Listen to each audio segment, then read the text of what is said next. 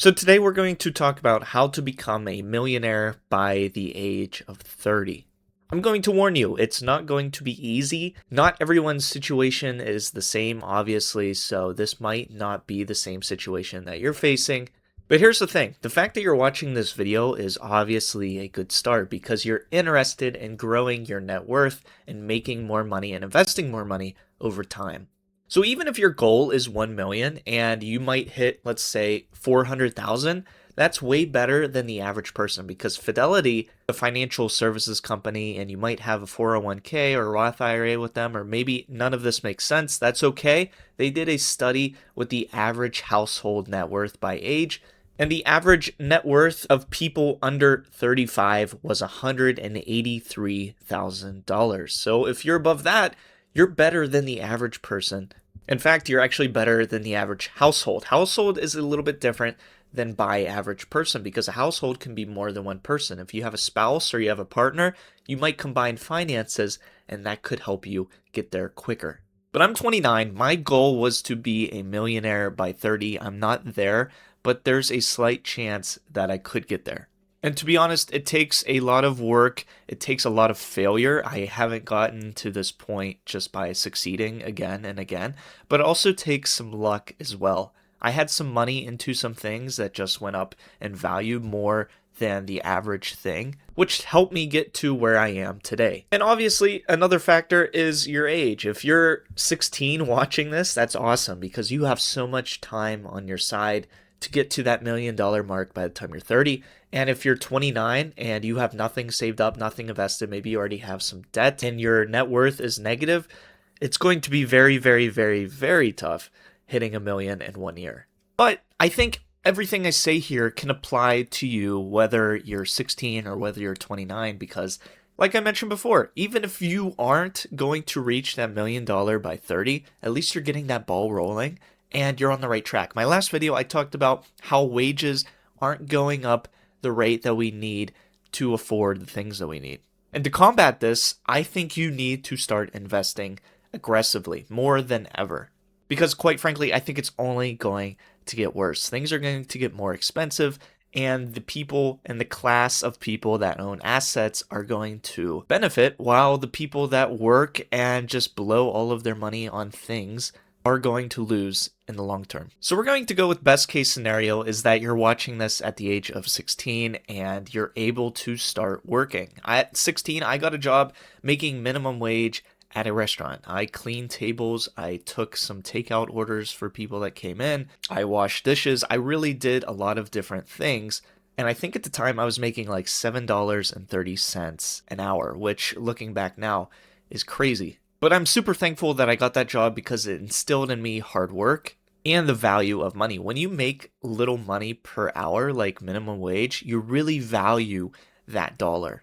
And you really start to consider, okay, do I actually want to spend this money on something temporary or do I want to put it towards my future? So if you're 16, I recommend go getting a job, go learning some skills, even a restaurant job. You learn skills like customer service and talking to people.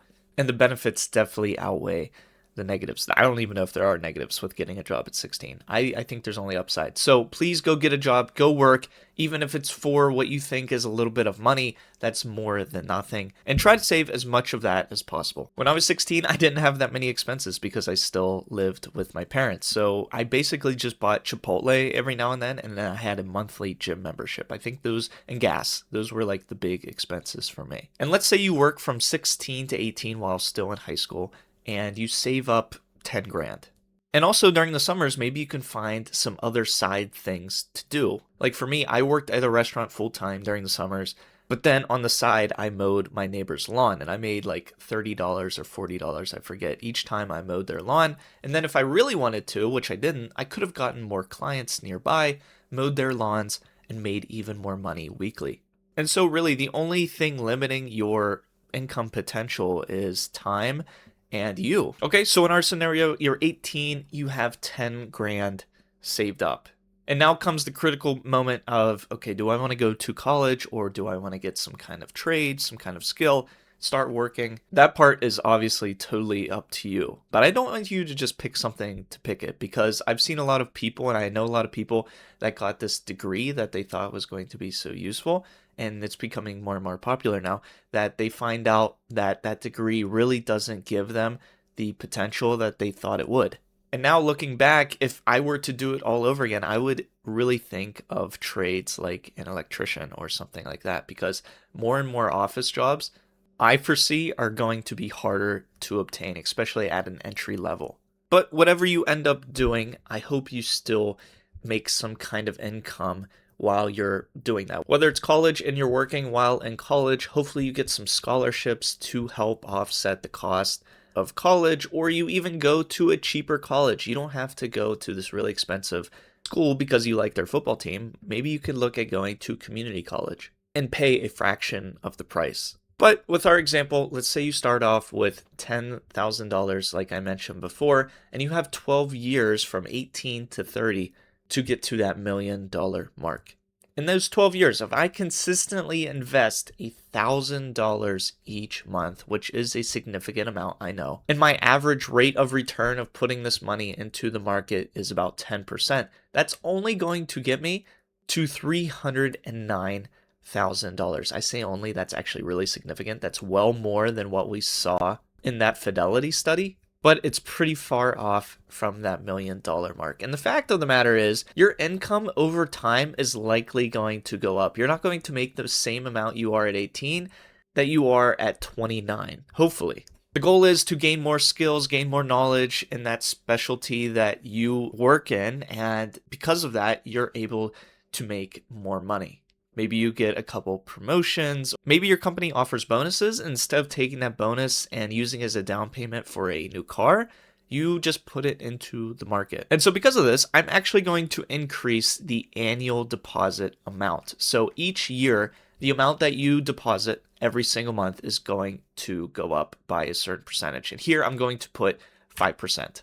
And here's the thing, even with that 5% annual increase, we're only looking at about $380K after those 12 years. So here's where things really need to go right, is one of two things need to occur. Either the rate of return that you get on the investments that you make. So let's say the stock market just performs really, really well a few years in a row, and you have a lot of money invested in the stock market. That is going to help you get to that $1 million mark quicker. Or the other scenario is perhaps you get even more pay increase over time than 5%. So the S&P 500, which is the top 500 companies by size and by market cap in the US, has an average rate of return of, I think, like 9 to 10%. Even though lately it's been more. Let's say somehow you invest a little bit differently, and maybe you have some higher conviction individual stocks that you bought as well, along with an index like the S&P 500, and you make an average of 15% annually, which year over year for 18 years is a really good job. And if you were able to do that, now we're looking at $545,000 over this 12-year period. But obviously something has to be different for us to actually get to that $1 million mark. And one of the factors that needs to increase for us to hit that actual $1 million mark in 12 years is how much we deposit each and every month.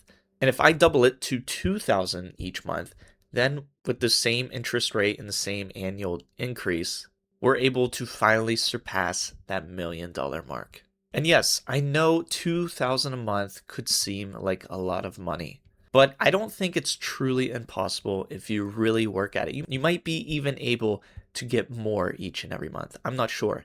Maybe you're really skilled. Maybe you have some kind of side hustle that's really taking off. Maybe you have a YouTube channel that's printing money all of a sudden. Like, there are so many ways besides getting an actual job to make money anymore with the internet and social media that $2,000 a month isn't as crazy as it might have sounded 20 years ago. 20 years ago, there weren't a lot of side hustle opportunities besides just like physical labor. Now you can have all kinds of things going on online. Maybe you can have an eBay store and you flip some things, or you do a food vlog on TikTok or whatever. You could really make some serious income. And that's why I think if you're watching this video right now, you might be in the best time possible to make this actually work for you. And I don't want you to think, oh, if I'm not a millionaire by 30, I'm a loser, because you're anything but that. The fact that you're watching this video and you're interested in increasing your net worth over time to benefit yourself makes you already a winner. And so whether it's a million or 100,000 or 10,000 or maybe even just debt free, you are amazing, and I thank you so much for even watching this video. I know this was very hypothetical, it was very generalized. Everyone has their own situation, everything's nuanced, so it's really hard to make a video and say, hey, this is the roadmap you have to take to be a millionaire by 30, because everyone's different. But the general point that I'm trying to make in this video is no matter what, if you get started investing, you will be on the right track. And so I hope you get started. I hope this motivates you, and don't lose focus, please. You will be thanking yourself in the future. I guarantee it. And I hope to see you in a future video.